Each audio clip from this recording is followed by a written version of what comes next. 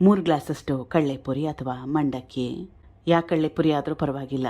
ಉಪ್ಪಿರೋ ಕಡಲೆಪುರಿ ಅಥವಾ ಸಪ್ಪೆಪುರಿ, ಬೆಂಗಳೂರು ಪುರಿ ಅಂತ ಬರುತ್ತಲ್ಲ, ಅದಾದರೂ ಪರವಾಗಿಲ್ಲ.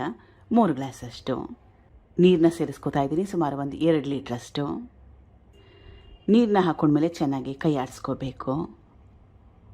ಇದನ್ನು ಸುಮಾರು ಒಂದು 5 ನಿಮಿಷ ರೆಸ್ಟ್ ಮಾಡೋಕ್ಕೆ ಬಿಡಿ, ನೆನೆಯಕ್ಕೆ ಬಿಡಿ. 5 ನಿಮಿಷ ಆದಮೇಲೆ ಕ್ವಾಂಟಿಟಿ ಕೂಡ ನೋಡಿ ಎಷ್ಟು ಕಡಿಮೆ ಆಗೋಗಿದೆ. ಇದನ್ನು ರುಬ್ಕೋಬೇಕು. ಕಡಲೆಪುರಿ ನೆಂದ ಮೇಲೆ ತೇಲ್ತಾ ಇರುತ್ತೆ, ಮೇಲಿಂದನೇ ಹಾಗೆ ತೆಗಿಬೇಕು. ಸ್ವಲ್ಪ ನೀರು, ಚೆನ್ನಾಗಿ ನುಣ್ಣಗೆ ರುಬ್ಕೋಬೇಕು. ರುಬ್ಕೊಂಡಿದ್ದಾಗಿದೆ, ಬೇರೆ ಬಟ್ಲಿಗೆ ಸೇರಿಸ್ಕೋತಾ ಇದ್ದೀನಿ. ಅದೇ ಗ್ಲಾಸಲ್ಲಿ, ಅಂದರೆ ಮಂಡಕ್ಕಿನ ಅಳತೆ ಮಾಡಿ ಇಟ್ಕೊಂಡಿದ್ನಲ್ಲ, ಅದೇ ಗ್ಲಾಸಲ್ಲಿ 1 ಗ್ಲಾಸಷ್ಟು ಚಿರೋಟಿ ರವೆ, ರುಚಿಗೆ ತಕ್ಕಷ್ಟು ಉಪ್ಪು. ಇದು ಕ್ಯಾರೆಟ್ ತುರಿ, ಸಣ್ಣ ಬಟ್ಲಲ್ಲಿ 1 ಬಟ್ಲಷ್ಟು, ಸಣ್ಣದಾಗಿ ಕಟ್ ಮಾಡಿ ಇಟ್ಕೊಂಡಿರೋ 1 ದೊಡ್ಡ ಈರುಳ್ಳಿ, ಕಟ್ ಮಾಡಿ ಇಟ್ಕೊಂಡಿರೋ ಹಸಿರು ಮೆಣಸಿನ್ಕಾಯಿ, ಕೊತ್ತಂಬರಿ ಸೊಪ್ಪು. ಈಗ ಸ್ವಲ್ಪ ನೀರನ್ನ ಹಾಕೊಳ್ತಾ ಹಿಟ್ಟನ್ನ ಕಲಿಸ್ಕೋಬೇಕು.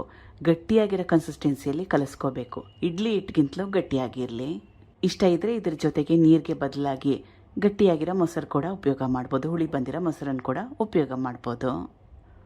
ಇದನ್ನು ಸುಮಾರು ಒಂದು 5 ನಿಮಿಷ ರೆಸ್ಟ್ ಮಾಡೋಕ್ಕೆ ಬಿಡೋಣ. ರವೆ ಎಲ್ಲ ಪದಾರ್ಥಗಳು ಕರೆಕ್ಟಾಗಿ ಸೆಟ್ ಆಗಲಿ. 5 ನಿಮಿಷ ಆದಮೇಲೆ ಸ್ವಲ್ಪ ಗಟ್ಟಿ ಜಾಸ್ತಿ ಇದೆ, 1-2 ರಿಂದ 3 ಚಮಚದಷ್ಟು ನೀರನ್ನ ಸೇರಿಸ್ಕೋತಾ ಇದ್ದೀನಿ. ಇದನ್ನು ಮತ್ತಷ್ಟು ಸಾಫ್ಟಾಗಿ ಸ್ಪಾಂಜಿಯಾಗಿ ಬಂದ್ ಮಾಡ್ಕೋಬೇಕನ್ನಂಗಿದ್ರೆ ಇದಕ್ಕೆ ಈನೋ ಪೌಡರ್ 1 ಸ್ಯಾಶೆ ಬರುತ್ತಲ್ಲ, 6 ರೂಪಾಯಿದು, ಅದನ್ನು ಫುಲ್ ಸೇರಿಸ್ಕೋಬೇಕಾಗತ್ತೆ. ಇಲ್ಲ ಅಂದರೆ ಅಡುಗೆ ಸೋಡಾ ಮನೇಲಿದ್ರೆ ಅದನ್ನು ಕೂಡ ಉಪಯೋಗ ಮಾಡ್ಬೋದು.